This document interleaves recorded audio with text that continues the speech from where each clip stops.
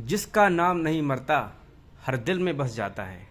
जिसका नाम नहीं मरता हर दिल में बस जाता, ऐसा वीर पुरुष छत्रपति और शेर शिवाजी कहलाता। जय हिंद साथियों, मैं शैलेश श्रीवास्तव भारत एकेडमी में आप सभी का स्वागत करता हूं। तो दोस्तों, आज हम स्टार्ट करने वाले हैं मराठा साम्राज्य, जिसमें हम महान छत्रपति शिवाजी के बारे में अध्ययन करेंगे। तो चलिए दोस्तों, स्टार्ट करते हैं। तो शिवाजी का जन्म कई किताबों में 1627 में लिखा है, लेकिन 1630 में शिवाजी का जन्म होता है। 1630 तो जन्म इनका होता है 20 अप्रैल 1630। इनका कार्यकाल था 1630 से 1680 के बारे में देखते हैं। तो दोस्तों, थोड़ा सा यहाँ पे समझ लीजिए मैप में कि ये जो रीजन था ये मराठा साम्राज्य था, ये बीजापुर वाला क्षेत्र था और ये गोलकोंडा था। अब इनके बारे में थोड़ा सा देखेंगे कैसे। तो इनका जन्म बताते हैं दोस्तों कि 20 अप्रैल 1630 में पूना के निकट जुनारगढ़ में शिवनेर दुर्ग में हुआ था। इनकी माता जीजाबाई थी और पिता थे इनके शाहजी भोसले। तो गुरु इनके रामदास हुए और संरक्षक इनके जो थे वो दादाजी कोंडदेव, जिन्होंने इनका संरक्षण किया और तलवारबाजी और घुड़सवारी करना सिखाया। फिर इसके बाद 12 साल की उम्र में ही जब ये तो इनके माता पिता जो है इनको छोड़कर ये दादाजी को कोंडदेव को संरक्षक के उसमें छोड़कर ये चले जाते हैं कर्नाटक और शिवाजी अपना साम्राज्य स्थापित करते हैं। तो चलिए देखते हैं। तो दोस्तों, 12 वर्ष की आयु में शिवाजी ने अपनी कार्यस्थली मावल प्रदेश को बनाया। वो महाराष्ट्र में ही आता है। तो 12 वर्ष की उम्र में शिवाजी ने अपनी कार्यस्थली मावल प्रदेश को बनाया। शिवाजी का मूल उद्देश्य दोस्तों था कि हिंदू को जागृत करना और मराठा राज्य की स्वतंत्र स्थापना करना। तो इसके बाद इनका पहला अभियान होता है दोस्तों। तो पहला अभियान जो शिवाजी द्वारा 1643 में बीजापुर, ये वाला रीजन, तो बीजापुर के सिंहगढ़ किले पर जो है शिवाजी अधिकार करते हैं। जब बीजापुर में सिंहगढ़ किले पर अधिकार किया, उसके बाद सन 1648 में शिवाजी ने पुरंदर के किले पर भी अधिकार कर लिया। फिर इसके बाद दोस्तों 1659 में शिवाजी ने बीजापुर के सेनापति अफजल खां की हत्या कर दी। फिर इससे क्या, थोड़ा सा मुगल जो सम्राट उस समय था औरंगजेब, फिर उसने क्या किया कि 1660 में शाइस्ता खां को मुगल दक्षिण का गवर्नर नियुक्त किया, यानी दक्षिण का गवर्नर नियुक्त किया, इसको शाइस्ता खां को। फिर 1643 ईस्वी में दोस्तों 1663 ईस्वी में कि पूना जो दुर्ग था, तो पूना दुर्ग में जो है रात्रि के समय शिवाजी ने शाइस्ता खां पर आक्रमण किया और बताते हैं कि शाइस्ता खां की उंगली काट दी, जिससे वजह से शाइस्ता खां जो है वहाँ से भाग निकला। इसके बाद दोस्तों 1663 के बाद 1664 में शिवाजी ने पहली बार सूरत को लूटा। जब सूरत को वहाँ से लूटा, वहाँ से मुगल सम्राट के वहाँ से तोप अधिकार ये सब जो है लूट लिया, तलवार वगैरह। फिर 1665 में ही जो है औरंगजेब ने, अमझेरा के राजा थे, एक आमेर के राजा थे, जयसिंह एक हिंदू राजा था, तो जयसिंह को बोला कि जाओ तुम शिवाजी के ऊपर आक्रमण करो और शिवाजी को परास्त करो और शिवाजी को यहाँ लेके आओ। तो जयसिंह जाता है 1665 में, जयसिंह ने जो है शिवाजी को पराजित किया और तभी एक संधि होती है दोस्तों, पुरंदर की संधि।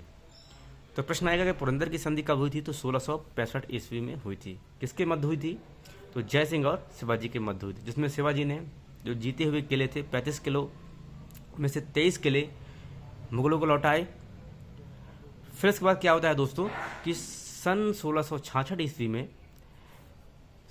जयसिंह शिवाजी को बुलाते हैं कि आप आइए, आगरा आइए औरंगजेब से और मिलें। तो शिवाजी जयसिंह के आश्वासन पर औरंगजेब से मिलने आगरा आते हैं। बताते कुछ इतिहासकारों का मानना है दोस्तों कि जब शिवाजी वहाँ दरबार में जाते हैं तो वैसा सम्मान नहीं मिलता उनको जो एक राजा या छत्रपति को मिलना चाहिए। तो शिवाजी थोड़ा सा उनके अंदर ऐसी भावना उत्पन्न होती है कि भाई मेरा जो सम्मान था वो एक राजा की तरह क्यों नहीं हुआ, एक मनसब की तरह जो है उन्हें बैठा दिया गया। तो उचित सम्मान न मिलने के बाद शिवाजी जो दरबार से उठ जाते हैं। तभी मौका देखकर औरंगजेब शिवाजी को कैद कर लेता है। कहाँ पे? जयपुर महल में, आगरा में कैद कर लेता है। फिर क्या होता है दोस्तों कि आगरा से वो कैद से फरार होने में सफल हो जाते हैं। जैसे ही फरार होते हैं तो फिर से जो है 1670 ईस्वी में सूरत को दूसरी बार वो लूटते हैं। सूरत को जब दोबारा लूटा फिर सन 1674 में दोस्तों 16 जून 1674 ईस्वी में शिवाजी ने क्या किया? काशी के विद्वान श्री गंगा भट्ट से अपना राज्याभिषेक करवाया और रायगढ़ को राजधानी बनाते हैं। तो दोस्तों बताते हैं कि जब वहाँ से औरंगजेब का वो सम्मान न मिलने के कारण जो है शिवाजी को वो बोलते हैं कि मैं भी एक राजा बनूंगा।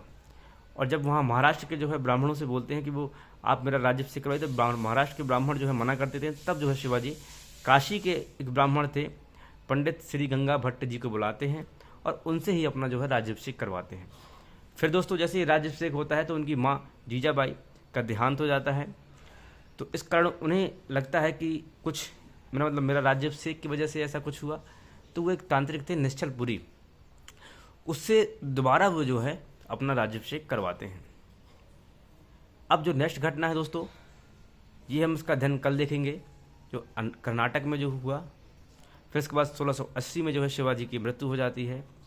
फिर इसके बाद उनके पुत्र संभाजी अगले मराठा छत्रपति बनते हैं। तो इसका अध्ययन जो है हम कल के देखेंगे। एक बार दोस्तों हम फिर से रिवीजन करते हैं। तो दोस्तों मराठा साम्राज्य देखा जिसमें हमने छत्रपति शिवाजी के बारे में अध्ययन कर रहे हैं। इसका 1630 से 1680 तक इनका कार्यकाल रहा और जन्म इनका बताते हैं दोस्तों कि 20 अप्रैल 1630 में सिवनेर दुर्ग में, पूना के निकट जो नारगढ़ के पास सिवनेर दुर्ग में इनका जन्म होता है। इनकी माता जी जीजाबाई, इनके पिता श्री शाहजी भोसले थे और इनके गुरु थे रामदास और इनके संरक्षक थे दादाजी कोंडेदेव, जिन्होंने तलवारबाजी और घुड़सवारी जो है छत्रपति जी को सिखाया।